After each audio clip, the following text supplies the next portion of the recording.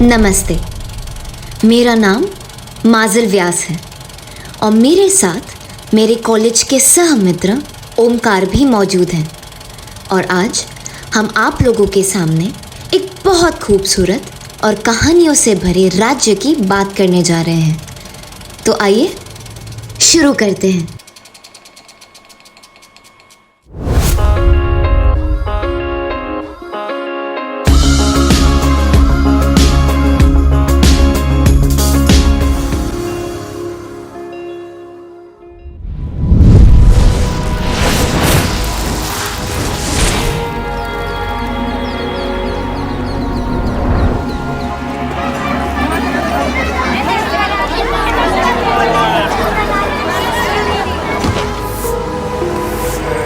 भारत में एक ऐसा भी राज्य है जहाँ पर हर तरफ शांति और खुशहाली है। इस जगह को चारों तरफ से खूबसूरत वादियों ने घेर रखा है। भारत के इस राज्य को फेस्टिवल की नगरी भी कहा जाता है।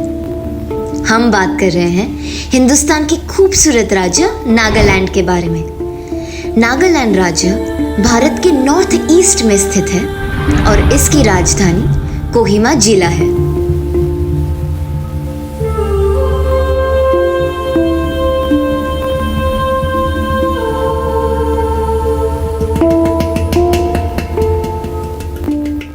शुरू करते हैं नागालैंड की हिस्ट्री से।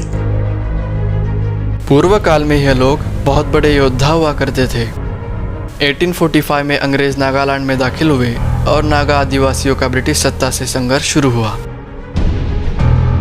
अंगामी नागा समुदाय नागालैंड का पहला समुदाय है जिसने इस संघर्ष में सबसे ज़्यादा खोया है और शायद इस संघर्ष में सबसे ज़्यादा संघर्ष और संपर्क से प्रभावित भी हुआ है। आधुनिक इतिहास की कई ऐसे घटनाओं के सबूत और स्मारक कोहिमा जिले में मौजूद है। 1944 में दूसरे विश्व युद्ध के दौरान जापानी सेना म्यांमार के रास्ते कोहिमा जिले में दाखिल हुई। यहाँ पर जापानी सेना और मित्र देश की तरफ से लड़ रही ब्रिटिश सेना के बीच भीषण युद्ध हुआ और ब्रिटिश सेना के करीब करीब 4000 जवान मारे गए। ब्रिटिश सेना के दूसरी डिवीज़न के मारे गए सैनिकों में से 1420 सैनिकों को दफनाया गया और 917 हिंदू और सिख सैनिकों को जलाकर अंतिम संस्कार कर दिया गया। विश्व युद्ध का अंगामी नागा समाज पर निर्णायक असर पड़ा। युद्ध के दौरान आदिवासियों को अपने गांव छोड़ने पड़े और कई गांवों को तो जला भी दिया गया था। लेकिन ये भी माना जाता है कि इस युद्ध का असर ये हुआ कि अंगामी नागाओं में एक कुलीन वर्ग का जन्म हुआ जिन्होंने अपने गांव के बाहर की दुनिया को देखना शुरू किया और शायद यही से नागा राष्ट्रीयता का मसला उभरने लगा। 1950 और 1960 के दशक में यह मसला बड़ा बनकर उभरा और 1963 में नागालैंड एक आज़ाद भारत का एक और राज्य बन गया।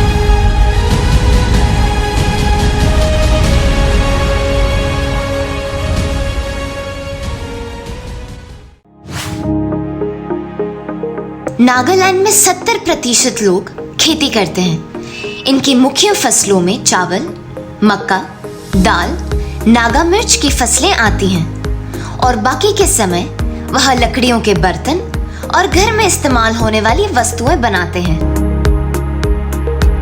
नागालैंड में दुनिया की सबसे तीखी मिर्च की फसलें की जाती हैं।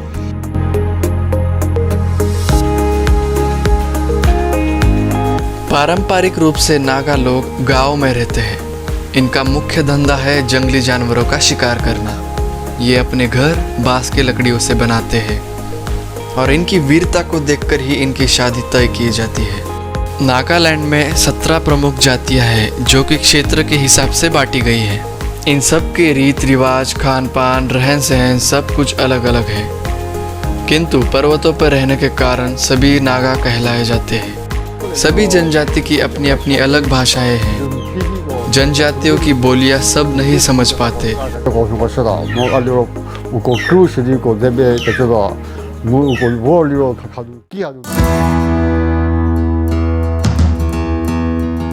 शाल और चादर यहाँ का मुख्य पोशाक है। जात, जाति और समुदाय में इसके रंग या डिजाइन अलग अलग होते हैं और पैरों में कड़े पहनते हैं ताकि पेड़ों पर आसानी से चढ़ सके। इनके कपड़े जीव जंतुओं की खाल, पंख और पेड़ पौधों के पत्तों से मिलकर बनाए जाते हैं। आभूषण बनाने के लिए यहाँ पंख, कोडियाँ, पत्थर, मनके, पीतल, हाथी दांत, बेंत और बालों का उपयोग करते हैं। सिर पर पक्षियों के पंख का ताज बनाकर पहना करते हैं। खास मौकों पर वह पशुओं की खाल के वस्त्र बनाकर पहना करते हैं। योद्धा और साधारण लोगों के पोशाक में अंतर होता है।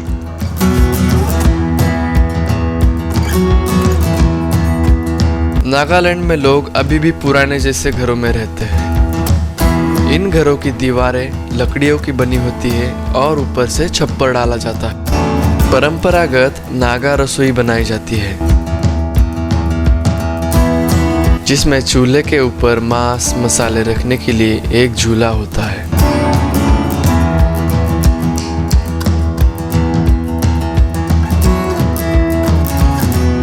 अब बढ़ते हैं नागालैंड के म्यूजिक और फेस्टिवल्स की तरफ।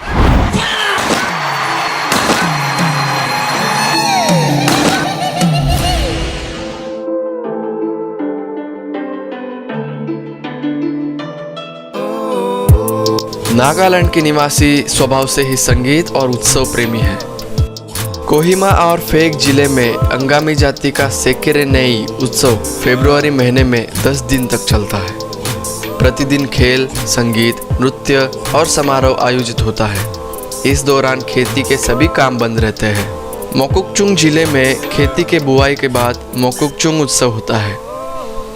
इस उत्सव में महिलाएं पारंपरिक गहनों से खुद को सजाती है और नृत्य एवं संगीत का आनंद उठाती है। चांग जाति का मेन्यू उत्सव 5 दिन तक चलता है।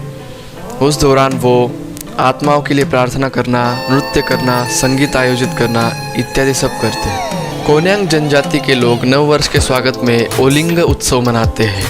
चांग जाति के लोग नकन्यूलेम उत्सव मनाते हैं। लोथा जनजाति के लोग तोखु इमोंग उत्सव मनाते हैं। संगटम जाति के लोग इमोऊ मऊ उत्सव मनाते हैं। सुमी जाति के लोग आहुना तुलिमी उत्सव मनाते हैं। नागालैंड के सभी उत्सवों में खेल, संगीत और नृत्य ये सब आयोजित किया जाता है। His name is Kushpupyo. His name is Eshishapyo. His name is Ayogolopyo. His name is Pyo. His name is oh my God, Pyo. What is this? Tiger scratch? Tiger Pyo.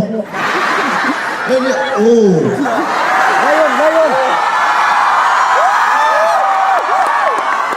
His name is Putipyo.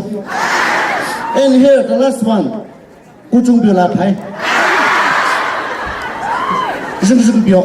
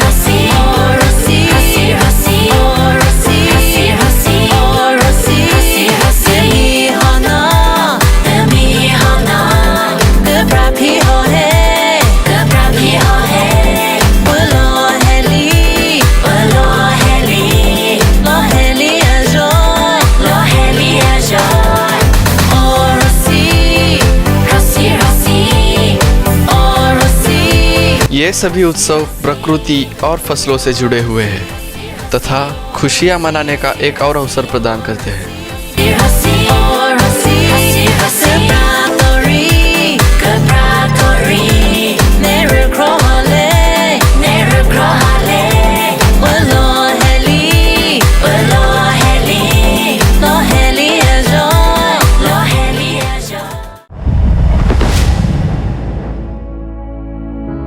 चावल नागाओं का basic और important food है जिसे वे लोग मांस के साथ खाते हैं और कुछ अजीब चीज़ें भी खाते हैं जैसे कि घोंगे, चूहे, कबूतर, चिड़िया, मुर्गा, सुअर, मछली, मेंढक, कीड़े, कुत्ते, भैंसे, हिरन, केकड़ा, बंदर तथा मधुमक्खियों का लार्वा। ये सब नागालैंड के लोग शौक से खाते हैं। नागा लोग मानते हैं कि किसी खास जीव को खाने से उस जानवर की क्वालिटी खाने वाले के अंदर ट्रांसफर हो जाती है। नागा लोग मेंढक को चिकन की तरह बॉईल करके खाते हैं। घोंगे को बहुत सारी मिर्च के साथ पका के खाते हैं। कुत्ते का मांस पकाने के लिए नागा लोग अदरक, नागा काली मिर्च और सूखी लाल मिर्च का ज़्यादा इस्तेमाल करते हैं। एक जानवर को मारने के बाद उसके ब्लड को किसी बर्तन में लेकर ठंडा किया जाता है। खून सूखने के बाद पनीर जैसा कठोर बन जाता है और उसे काटकर मिठाई की तरह खाते हैं। कितना अजीब है ना।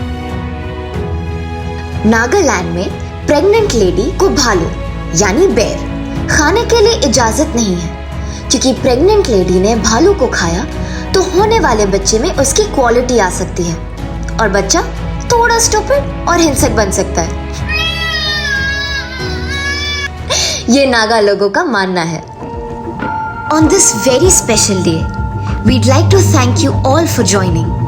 We'd like to express a deep sense of gratitude for Mr. Kislaya Kendamja, our teacher for History of Art, and our principal, Dr. Mrs. C.T. Chakraborty. Thank you for giving us this golden opportunity. We explored and gained so much knowledge while preparing this project. I'd also like to thank my group members who worked so hard in completing this project in a very limited time, and also our parents who helped us a little bit in collecting the information. This wasn't possible without all of you. So thank you so much.